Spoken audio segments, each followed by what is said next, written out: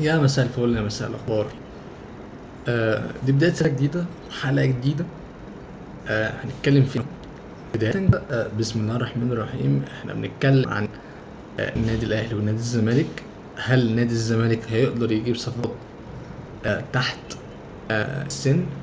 وهي الصفقات اللي احنا اتكلمنا عليها واحنا عارفين معايا مثلا اللعيبة الكبيرة واللي كان ظهر لي بصمة كويسة في نادي الزمالك وسبق مكلفات، وكمان اللعيبة كويسة في الدوري المصري، وفي لعيبة نادي الزمالك بيحاول يجيبها زي باتشونج.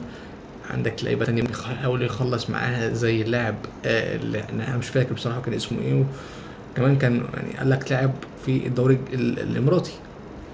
لكن خلينا نتفق ان اللعيبه اللي هتجيلك دلوقتي هي لعيبه كسر. انت عندك النادي الاسماعيلي، النادي المصري النهارده تعاقد مع لاعب في الدوري الفرنسي من فريق مرسيليا، وجاب اللاعب وكانت حاجه جميله جدا من كابتن كامل ابو علي ان هو عارف يجيبه للفريق.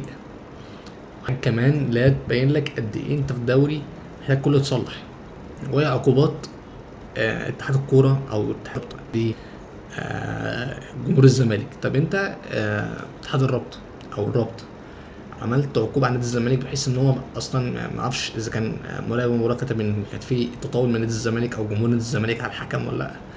لكن حتى لو كتب، طب ما انت على فكره انت كان قدامك شاشه التلفزيون شايف جمهور النادي الاهلي بيتكلم عن آه، حسام حسن، هو بيقول لك اصل الجعان اصل عبيط اهو. طب يعني انت بتتكلم على الزمالك وبيقول جمهور الزمالك وبيقول الجعان مين زيزو؟ طب انت مش عارفك ان هو زيزو بتاع الزمالك في 100 حل. وممكن يقول لك اصل هدى بتحبك يا هدى، هو مفيش غير هدى بتاعت احمد زيزو.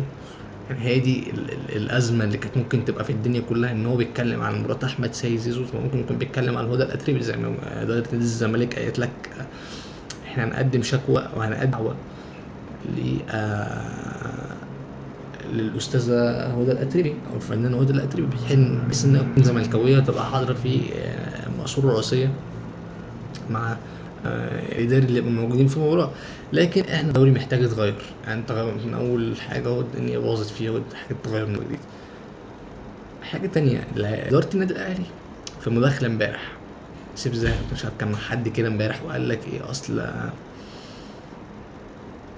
كابتن محمود الخطيب كلم اللعيبه وقال لهم يا جماعه احنا مش عايزين حد، لا اهل ولا اخ ولا اصحاب ولا اي حد من اللعيبه اللي موجوده في النادي الاهلي يطلع يتكلم يقول لك اصل احنا عايزين نزود الفلوس بتاعت اللعيبه، اصل احنا عايزين نغير الفئه. يعني زي امام عاشور قال لك انا مش هلعب غير لما مزود الفئه بتاعتي اللي هو الفئه اللي هي الجيده، لا الفئه المميزه.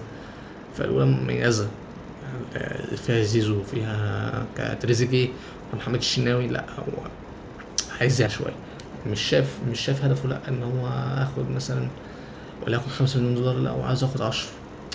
في حاجه بتفرق، فده اللي ظهر. ف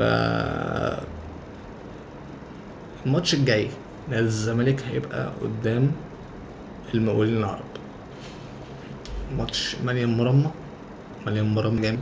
ماتش انت محتاج تأهل نفسك فيه كويس بحيث ان انت تبقى الماتش الجاي ده ان شاء الله تكسب فيه عشان تبقى راكب الدوري والمصري يتعثر. المصري عنده سرعة، الزمالك عنده المقاولين الاهلي عنده فرق. فتتمنى يعني انت وجهة نظرك لو الزمالك حاول يتعاقد مع بارن اتشونج واللاعب الجامد ده من الدوري الاماراتي في نادي الجزيره الاماراتي هيفي ولا لا؟ ورأيك لغايه دلوقتي في صفقات وتقييمك كام من 10 من في الصفقات دي مع جون اودوار مع الزمالك؟ ورأيك اصلا في الطبع العام مع نادي الزمالك دلوقتي، وهل هو نادي الزمالك قادر يكمل لحد اخر الدوري؟ ودي حاجه بصراحه صعبه شويه ان نشوف اداء كان وحش، يعني بتراجع وشكلك وحش في الملعب وكله لحد ما انت قدرت تجيب جون وفي اخر الماتش عرفت تجيب الهدف التاني. فتوقع ان الزمالك هيقدر يكمل في المستوى ده لحد الاخر ولا لا؟ وتوقع ان النادي الاهلي ممكن ياخد الدوري كالعاده ولا لا؟ اشوفكم في فيديو جديد، السلام عليكم.